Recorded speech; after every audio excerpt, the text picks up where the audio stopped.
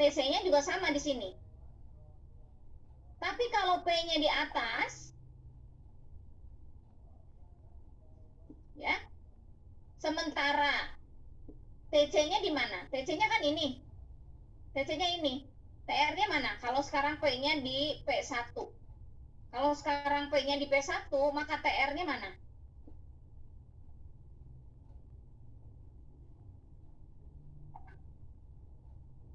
Kalau di pasar sekarang harganya di P1. Mana TR-nya?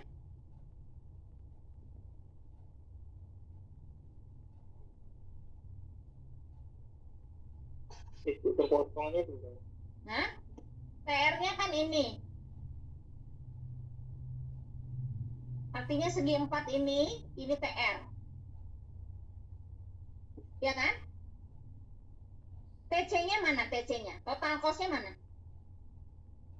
Total cost itu lihat di sini nih. Nih, menyinggung ini. Total cost itu berarti dari sini, ini,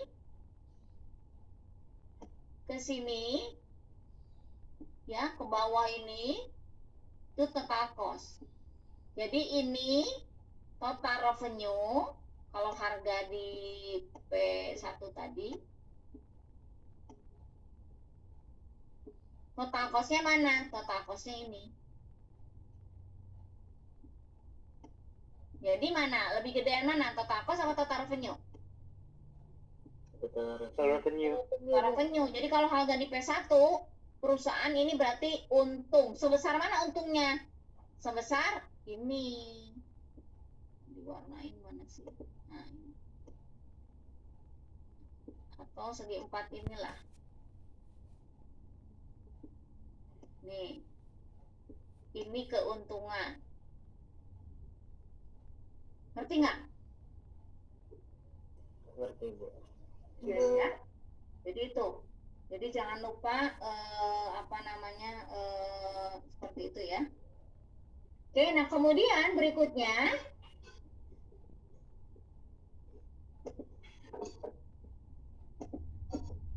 nah,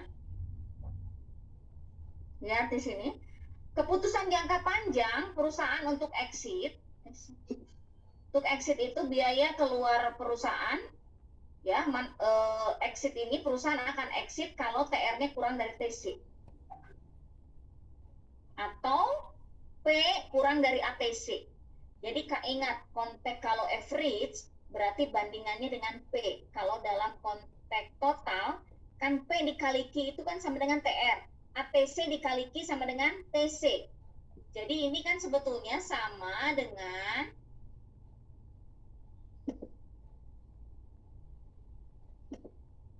kalau ini dikali Q,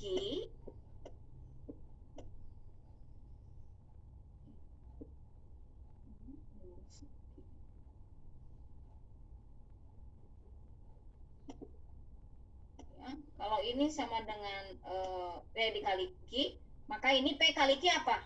TR. Ini kan sama dengan gitu juga. Ini tapi dalam konteks total. Kalau TR kurang dari TC, ini sama kayak begitu.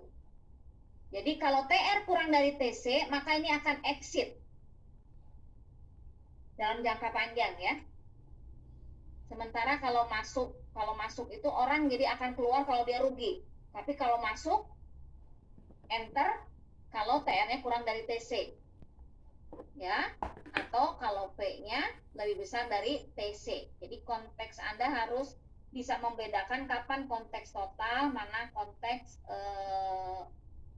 average gitu. Ya. Nah, kemudian berikutnya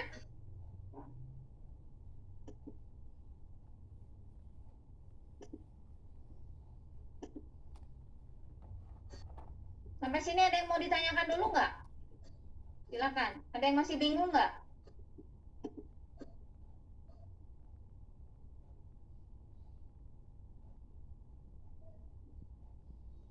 Ada yang masih bingung nggak? Silakan.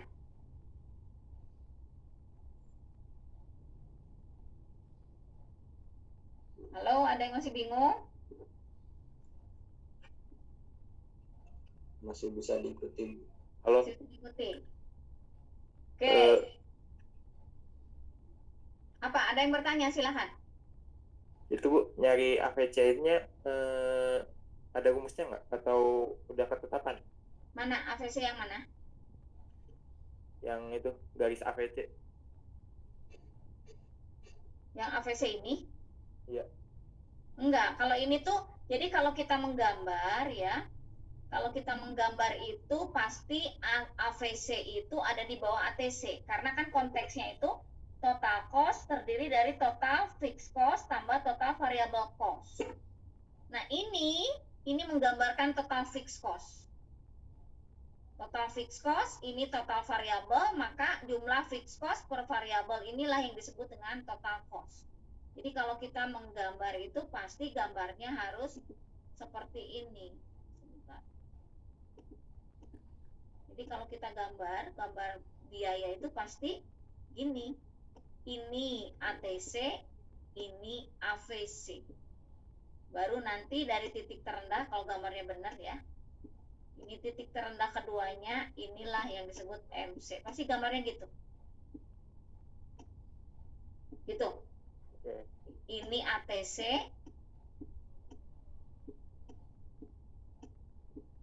ya. Ini AVC. Aduh, ini susah sih kalau keterbatasan kalau online tuh begini, beda dengan kalau ini gampang ya di nulis-nulisnya. Gitu Mas. Oke, ngerti Bu. Oke. Terus ada lagi yang mau ditanyakan?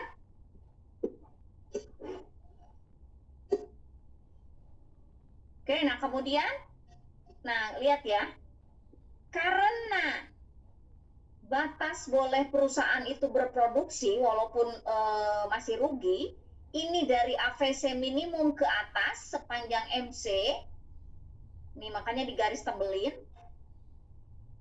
Kan tadi kalau P-nya di sini dia shutdown. Ya, kalau P-nya di atas dia rugi tapi masih bisa produksi. Makin ke atas makin bagus, dia bisa untung. Sehingga dari titik minimum AVC ke atas sepanjang MC, inilah yang disebut dengan kurva supply berasal. Supply itu kan yang diproduksi, nah makanya dari sini datangnya. Gitu. Sehingga gambarnya ya ini nih, lihat. Jadi supply itu diperoleh dari titik ini ke atas. Gitu.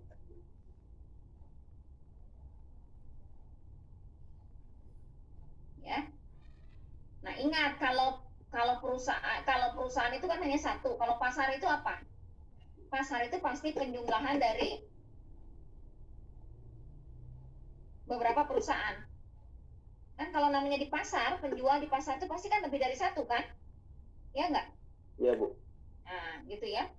Jadi jangan lupa ya, kalau pas kita bicara pasar, maka ini penjumlahan dari beberapa perusahaan.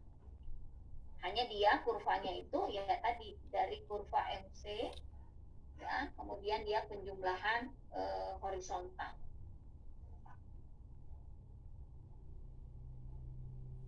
Gitu. Ya.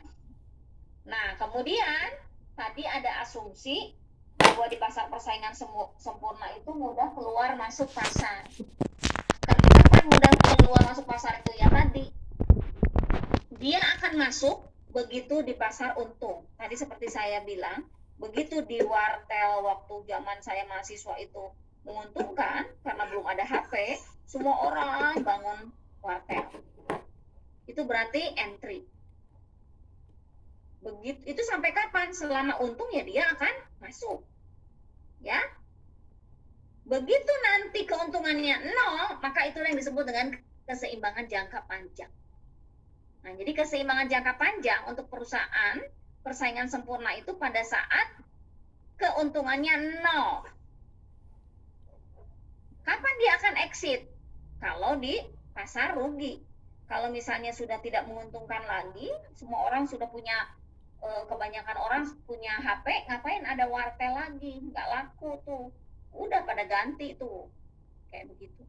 Sama sekarang misalnya apa? Kira-kira apa tuh yang masih orang pada ikut-ikutan ke pasar? Indomaret, Alfamart kan masih banyak yang ikut-ikutan buka tuh. Sehingga kalau dulu dibatasi jaraknya berapa meter, sekarang itu mungkin deketan, bisa sebelahan. Berarti artinya apa? Itu fenomena ekonomi. Selama itu masih orang itu pada buka Alfa, Indomart, berarti di situ ada untung. Atau sekarang orang pada buka kafe kopi di mana-mana gitu kan? Artinya apa? Berarti di situ masih ada untung. Karena kalau rugi orang pada pindah nanti ke apa gitu. Nah, itu fenomena ekonomi. Gitu ya. Jadi fenomenanya itu, sinyalnya itu, perusahaan baru akan masuk kalau ada untung. Kalau perusahaan baru masuk, maka penawaran akan tambah banyak. Kalau penawaran tambah banyak, harga akan turun. Kalau harga turun, nanti laba juga akan turun. Nah, gitu kan? Jadi seperti itu terus gitu ya. Sampai terjadi keseimbangan jangka panjang. Kalau sudah keseimbangan jangka panjang, itu tidak ada keluar masuk, udah di situ. Itu keuntungan nol. Jadi keuntungan nol itu tercapai, dengan kata lain keseimbangan jangka panjang itu pada saat P sama dengan ATC.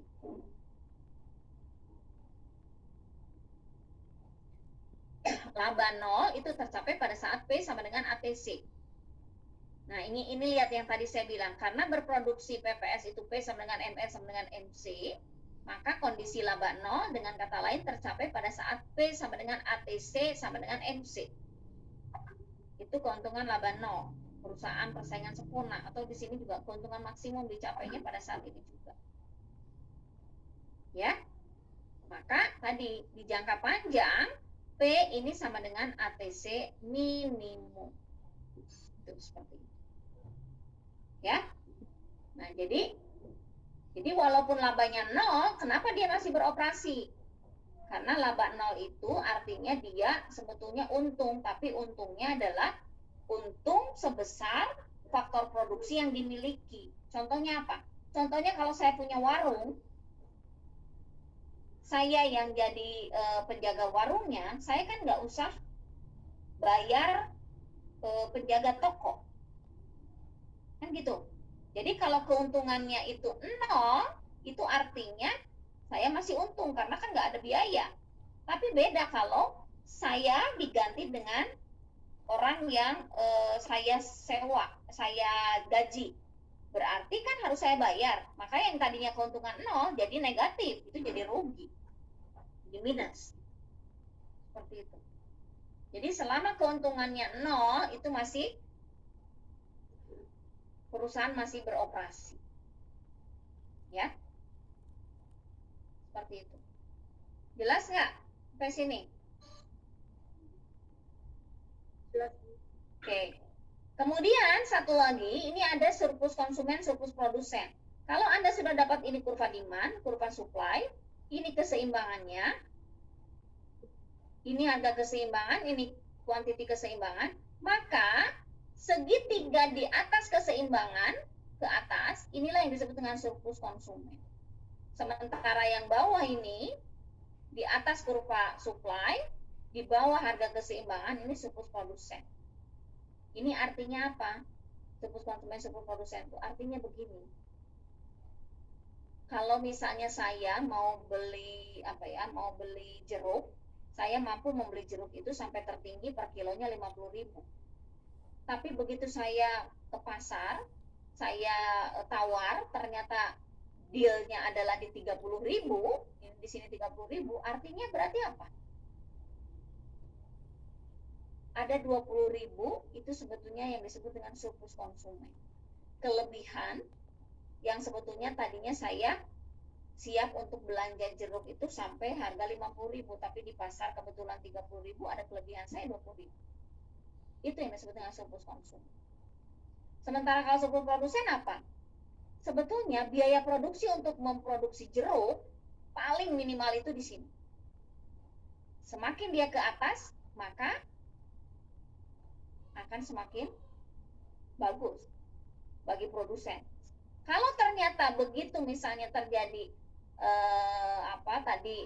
jeruk itu dibelinya adalah 30.000 per kilo, padahal biaya paling rendah itu ya, yang keuntungannya nol itu misalnya di sini 10.000. Berarti kan artinya apa? 10.000 aja udah untung, tapi untungnya 0. Sekarang harga dealnya transaksi terjadi di 30.000. Berarti apa? Produsen untung kan? Iya nggak? Iya, Bu. Berarti itulah yang disebut dengan surplus produsen. Nah, welfare, kesejahteraan, itu diperoleh dari mana? SK ditambah SP. Itulah yang disebut dengan kesejahteraan. Total kesejahteraan itu seperti itu. Udah sampai sini, gimana? Ada yang masih belum jelas? Silakan. Saya yakin pasti ada yang masih belum jelas, harus baca lagi ya. Karena pasti keterbatasan ini